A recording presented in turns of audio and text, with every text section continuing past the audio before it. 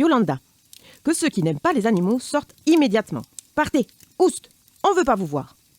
En France, 20% des foyers possèdent un chien. C'est mignon, ça sautille de joie quand vous vous levez le matin, quand vous rentrez du travail, des courses, d'être juste sorti prendre l'air.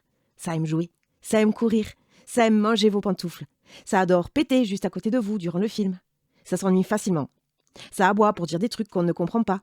Ça fait la tête du chapeauté dans Shrek pour qu'on l'emmène se balader ou qu'on lui gratouille le ventre. Bref, un chien, ça tient compagnie de manière très intense. Pas comme ces feignasses de chats qui ne calculent personne dans la maison. Yolanda, 65 ans, l'a bien compris, elle. Cela fait 45 ans qu'elle partage sa vie avec un chien. Pas le même, bien sûr, soyez pas nunuches. La vie d'un chien de petite taille, c'est 15 ans en moyenne. Donc là, elle en est à son 4e compagnon à 4 pattes. Il s'appelle Gonzague, c'est un ratier.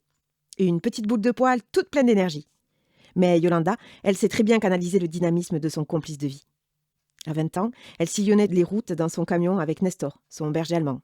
Ils veillaient l'un sur l'autre, et c'est clair que pour une jeune femme solo, un chien c'était tout de même un bon garde du corps et une alarme anti-effraction. C'était pas incommode le Nestor, faut dire. Après, il y a eu Safran, un malinois. Il venait de la SPA, abandonné par un maître qui n'avait pas compris qu'un chiot s'agrandit et ça demande de la présence et de l'attention. C'est sûr que c'est fastoche de passer pour une star le soir de Noël avec un petit chien en cadeau. Les mômes s'extasient. « Oh là là, c'est trop bien !» Puis, 4 mois après déjà, c'est plus la même ambiance dans la baraque. Faut le laver, faut le sortir, faut jouer avec, faut le nourrir. Après Safran, il y a eu Paupiette. Quel phénomène celui-là! Il ne lui manquait que la parole, comme on dit. C'était vraiment un sacré farceur, charmeur et nageur. Sa passion à lui, c'était la natation. Le moindre cours d'eau, il se jetait dedans. Malheureusement, il a chopé la parvovirose. Il n'était pas vacciné. Il en est mort. Aujourd'hui, c'est Gonzague qui prend tout l'espace dans la petite maison de Yolanda qui vit au bord de l'océan. Elle a toujours été un peu bohème, a travaillé de ci, de là. Elle a beaucoup déménagé. Quand elle avait une maison d'ailleurs. Mais avec l'âge, elle a décidé de prendre un peu plus de temps pour décorer sa maison, son chez elle, et de trouver une manière de croiser sa vie personnelle et professionnelle. Alors, elle a eu une idée lumineuse. Pratiquant le yoga depuis 30 ans, elle a décidé de créer des cours de yoga canin. Le concept est simple. On vient avec son chien et on pratique le yoga en binôme. Au début, ça a fait marrer Marcel, son Jules du moment. Sauf que Yolanda, quand elle a une idée en tête, elle n'a pas ailleurs. Elle s'est renseignée et elle a découvert le doga. Elle a commencé à prospecter autour d'elle. Il y avait pas mal de jeunes femmes qui semblaient curieuses de cumuler leurs séances de yoga traditionnelles avec un moment de jeu avec leur animal. Alors, le premier cours débuta. C'était folklorique. Yolanda avait toujours vu ses chiens pratiquer naturellement certaines positions et participer à ces séances sur tapis. Or là, il y avait 6 bipèdes et 6 quadrupèdes qui ne se connaissaient pas du tout. Quelle foire au début! Le truc, chez le chien, c'est que la carte d'identité se trouve au niveau de son anus. Il en a donc fallu du temps pour que chaque canidé se renseigne sur la jolie voisine bulldog du tapis d'à côté ou l'impressionnant massif de Grégor, le seul homme du groupe.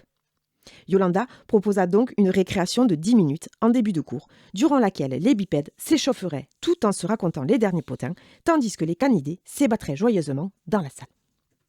Cela fonctionna à merveille. À force de se voir 2 fois par semaine, les participants étaient beaucoup plus sages et attentifs. Namasté. On se salue. Puis, salutations au soleil. On commence toujours la séance par un échauffement. On frictionne la tête, le cou, les épaules, le dos. On étire en douceur les patounes, sans jamais forcer son chien. On pratique le doga pour passer du bon temps avec son animal et pour le détendre. On enchaîne les positions sous le regard attentif de Yolanda. Position du lotus, position de l'enfant, chien tête en bas. Les participants se régalent. À côté du tapis de Karine, la dentiste, et Bianca, son bichon maltais, qui est visiblement passé chez le toiletteur avec son lissage brésilien, Gonzague a décidé de ne rien faire aujourd'hui. Il pratique donc sa position préférée, celle du cadavre. Allongé sur le dos, pattes étirées, il ne bouge pas un poil, tout en observant de manière très décontractée le mouvement soyeux du pelage blanc immaculé de Bianca. Puis, saisi d'une soudaine inspiration, il saute joyeusement sur le dos de Lucienne, la boulangère à la retraite, qui est en train de faire la posture de la tortue. On entend alors un craque sonore accompagné d'un pet tonitruant. « Gonzague !» fulmine Yolanda. « Mon arthrose !» tempête Lucienne. Au final, plus de peur que de mal. Mais sachez-le, cher futur adepte du doga, il faut un minimum d'endurance et de pratique avant de devenir maître zen. mais aussi une excellente maîtrise de ses sphincters.